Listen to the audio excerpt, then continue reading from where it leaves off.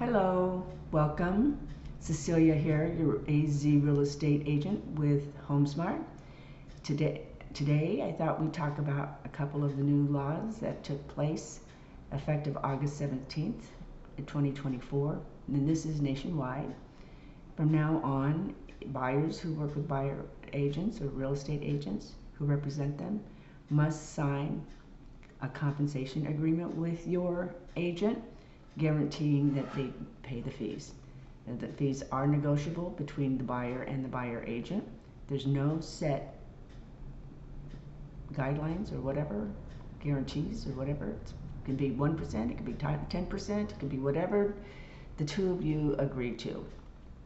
Now, there are two forms that you can choose from to sign. And basically, one is the buyer-broker exclusive employment agreement, which is a much more detailed document, making the agreement much more solid.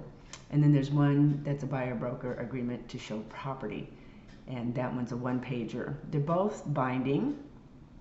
Generally, what I do is I'll work with a buyer and have them, if it's somebody I've not met, say they're relocating and I've not really met them in person, or maybe they're local and I haven't met them in person yet.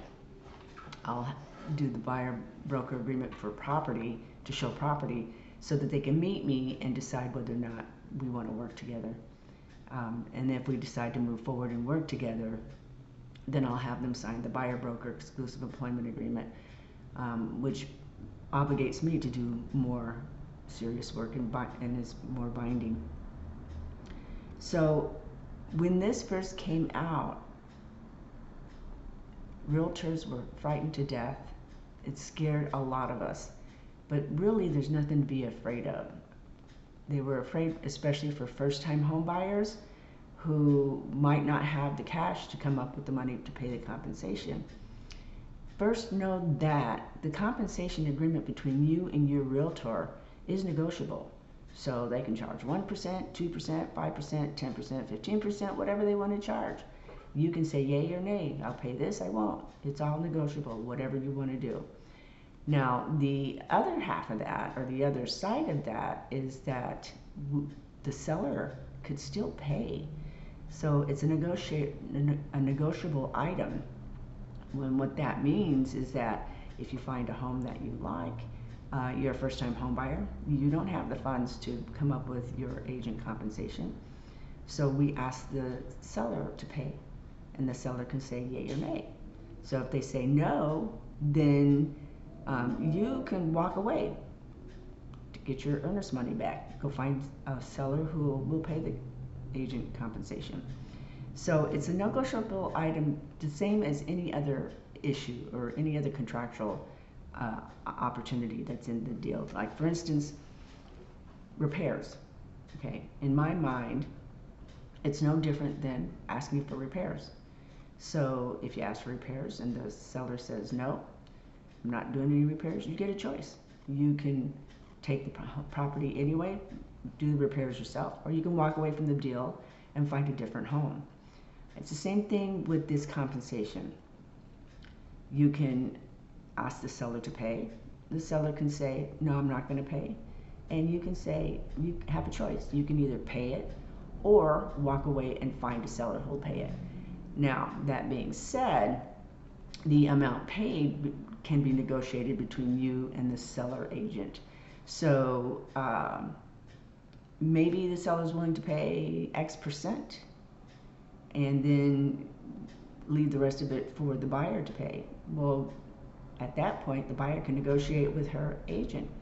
You know, do I have to pay this to you, or whatever the deal is. And so, but the thing is just know that once you sign that agreement, you're obligated to pay the difference if you accept seller's response. So what does that mean? Say I charge, I don't know, 3 bananas, and the seller agrees to pay for 2 bananas. You will still be obligated to pay the 1 banana. That being said, you can negotiate that banana with your realtor to see if there's any bargaining room in there. So I guess what I'm really trying to say is this isn't as bad as people are afraid that it is. The only time it's going to be, I see that it could be an issue, is if we have a really hot market like we did, back in 2021, when homes were flying off the market and people were paying 100,000 over and asking, and it was just crazy back then. But first-time home buyers were having trouble getting a home then, even if when it was advertised that the seller was going to pay the buyer compensation. So it's not going to be any different. You're just going to be a little bit harder, maybe. Maybe you want to best be prepared to pay for the buyer agent compensation. You may be tempted to go to the seller agent and negotiate a deal that way. I don't recommend that, because once they take and represent both buyer and seller, then there could be some disclosure issues that might come into play, and you're just really better off having somebody represent you. Just really would be better off having somebody represent you. So lots to think about there. Don't be afraid. If the market gets hot like that again, just remember that it's really no different than it was back in 2021, whatever year that was, when homes were flying off the market.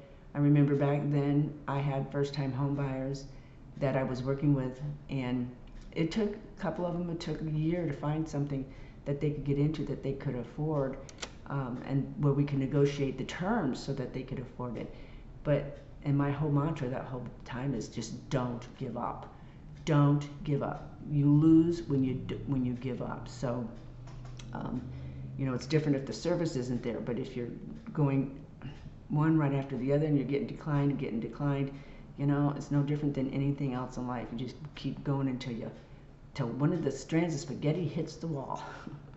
So, anyway, if you have questions about these forms, let me know. And otherwise, don't be afraid. There's solutions. There's flexibility in there. And as long as the seller is willing to negotiate, you shouldn't have really any problem. It's just a matter of knowing how to negotiate and having parties who are willing to negotiate. All right, so if you like this, feel free to subscribe to my channel. It is free, and I would appreciate it so much. You have a wonderful day.